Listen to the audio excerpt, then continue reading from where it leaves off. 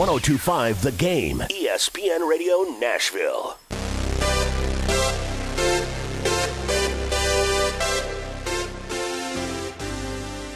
I tell you what, I have never met this man before, but I am a fan of his work. Can I use the smooth operator? Can I go with that? Just don't sing it. Yeah, sometimes it has a negative connotation. Are we all right with it today? Well, we're going to have to be. Carl Ravech from ESPN joins us. As most of you know, he anchors throughout the year the Baseball Tonight coverage. You do a great job, and thank you for taking the time to come over here. My pleasure. That's very nice of you. Thank you. So have you been here before? 5 years ago, right? 2007? Is that what I was here? Yeah. 5 years right, ago, yeah. And I'll be honest with you, this year it's a heck of a lot easier to get around. I think I was sort of overwhelmed by the size of it 5 years ago, but it's easy to figure out. It's not that bad. Really? Yeah. We live here. We haven't got a clue. It out. No, I figured it out. I think I can get Breadcrumbs? Anything? Trail? Do you mark any of these posts, with arrows or anything? No, I follow the signs. I found you guys. Okay, I'm going to go somewhere you're probably not going to think I'm going to go, but I am a big fan of a guy you worked with for a long time, Buck Showalter. And the reason I'm a big fan is that the first minor league baseball team I ever broadcast, the 1981 Nashville Sounds, he happened to be a player. We're going to have him on later in the show. How happy are you for what's gone on in his life in the last year as people have started to say, whoa, he really is that smart? Yeah, I consider him a good friend. I was thrilled with the Orioles play this year and thrilled that people recognized what many of us knew when he managed in Texas and when he managed in New York and when he worked with us and when he played golf with us, that many of the things you heard about in Arizona, either he learned from them, but they were, I think, a mischaracterization of the guy that he really is. He's got a tremendous personality. His baseball acumen is second to none, and we were delighted that the Orioles and the players that he's got there really kind of mirror who he is, which is an upstanding, upfront, no BS kind of guy. I remember a story when he had the Orioles in his first season, and they were at the Yankees spring training facility. The Yankees, some of the players were on the field while the Orioles were on the field. And Buck, who, of course, had a Yankee history, basically told the Yankee players, we're on the field. Get off. And the Oriole players took notice of, like, okay, he's with us now. And if that was one of the things that led them to kind of follow in his footsteps, it worked. He's as good a guy as there is in baseball. We were thrilled, all of us. Okay, and playing golf with him, did the topic of Mississippi State football ever come up? A lot. A lot. Buck likes to tell you that Buck's one of those. At least he thinks he's really cerebral because he'll be playing golf and he'll look up and see like a bird in a tree, and he'll tell Kruk and I, hold on, boys, just take a look at that, breathe that in for a second. Like we're having some moment together. Right. He loved to do that. Yeah, Mississippi State came up a lot. Yes, I know his it daughter's, always does. His daughter's getting married in a couple of weeks. Very proud of his two kids. Ask Buck about the I was in Seattle for the 95 All-Star game, I think it was, and he was with us at that point. Was it 95? Whenever we were in Seattle for the All-Star game, and I had ordered some Chinese food to the room. And it was like a chicken and broccoli dish, but it was cooked in oyster sauce, and I'm allergic to shellfish.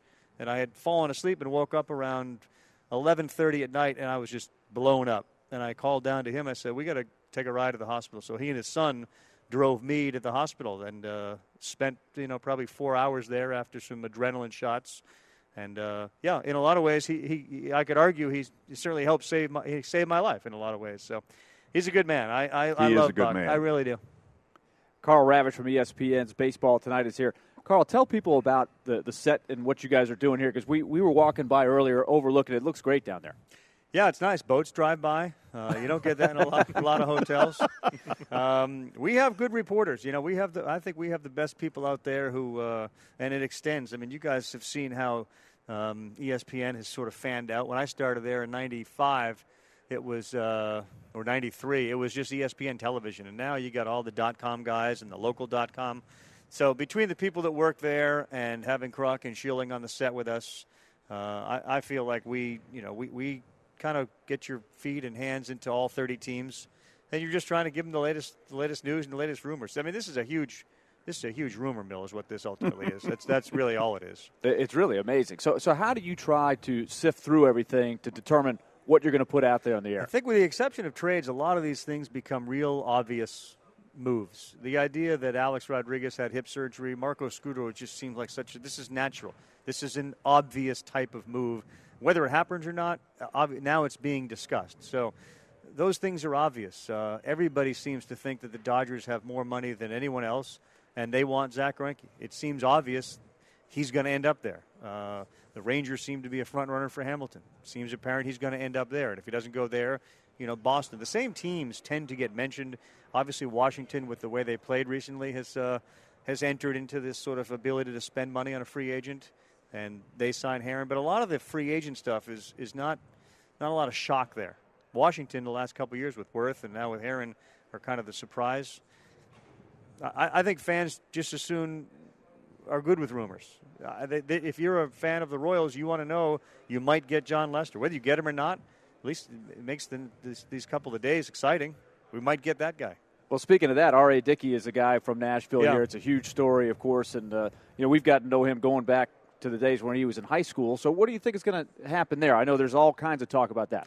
If I were the Mets, I'd sign. I think he is the most, to me, he's the most valuable pitcher who's not available because he got another year. But if I had the druthers of having R.A. Dickey on my staff or Greinke on my staff or Herron on my staff, if in fact you buy into what Dickey did this year, I take Dickey. I mean, that's 200-plus innings of a rubber arm throwing a pitch nobody else pitches, and he's not wild. I mean, the Red Sox made a living with Wakefield throwing that, and he was in his 40s. Dickey's got some years left. That, to me, he's real valuable. But the Mets and their financial situation kind of changed the dynamic for them. I think he's incredibly valuable. You said you started, Carl, at ESPN in '93. You've been on the Baseball Tonight set since, what, 95? 95, yeah. So how did that all come about where maybe they approached you? Did you approach them of you being a part of Baseball Tonight? I'll be honest, I got tired of writing script for SportsCenter, and we don't have any script on the show. On Baseball Tonight, it's an open-ended conversation, and that really was what led me to it. I love sitting there with a couple of different guys and having a conversation around a television show. It's got some talk radio on TV, yeah, too. It's just always evolving. You just don't know where it's going. And having done it for so long, as I say, going into a show, I'd rather that plane absorb some turbulence that nobody at home will know about and kind of land it smoothly. And that, to me, is the best show. I like when things are going all over the place and it's not nearly as scripted as it was supposed to be, and nobody at home would know it. That's when I feel like it was a good show for me. But it's all about the people, it's all about the analysts. It's all about the Crux and the Aaron Boones and Barry Larkins of the world and getting them to express their opinion and knowing when they have an opinion and they're not expressing it, needling them so you can really get it out of them. I get a kick out of that. And if they don't embrace my sort of acerbic personality, they haven't yet told me about it. So it's a comfort level. They let me needle. Well, it must be nice to have the baseball brains that you've had, the baseball minds over the years to pick during that broadcast. Yeah, all of them. And, there's a handful of managers here that have all been on that set. Dusty's here, and he was on that set for a while. Buck, of course. Guys who aren't here, Bobby and Ozzie Guillen have been on that set with us. There's been a lot of intelligence that's rolled through there. And, I've worked with people like Mike McFarland and Roy Smalley. There have been a whole host of people over the years that have been on that program. And I think it's glory years were when Peter and Harold were on it, but I think now it's pretty solid again when you have John on there. And like him or not, Schilling has an opinion. And one thing about Kurt is he's intelligent. I mean, he's informed, and it makes for good TV, compelling TV for me. I bet you didn't know that this summer your ratings in this area was through the roof. No, I was aware of that. I know that Goodlettsville, Tennessee, that was a quite big the story. story. It consumed Middle Tennessee. It consumes me that's my favorite part of the entire summer. I cover the College World Series, the Major League World Series, then Little League World Series. It's not close which one I prefer. I mean, the Little League World Series blows them all away, and that that game that they played against California was as good of as exciting. I wouldn't say it's good, but it was as exciting a game as I've ever seen. Well, it was good because they won. It was good for you guys that they won. We're but thinking, oh my gosh! We're my thinking, goodness. oh no, not a meltdown. No, that was unimaginable. A 10-run. We went into that. Aaron Nomar and I, and having two boys gone through Little League and one just went through it. The idea that you're looking to get the final 3 outs and lead by 10, even in Little League with the pitching that was no longer available, that you could tell that game wasn't over. The really cool thing is we got a chance to be around those kids, Joey Hill, yep. the whole organization, before, afterwards, during it, and they tell the stories of Nomar and the former big leaguers, just how great they were with the kids. Yeah, the kids were great, and that was the fire station story, right? That's didn't they train at the fire station? Yes, the Goodlettsville team.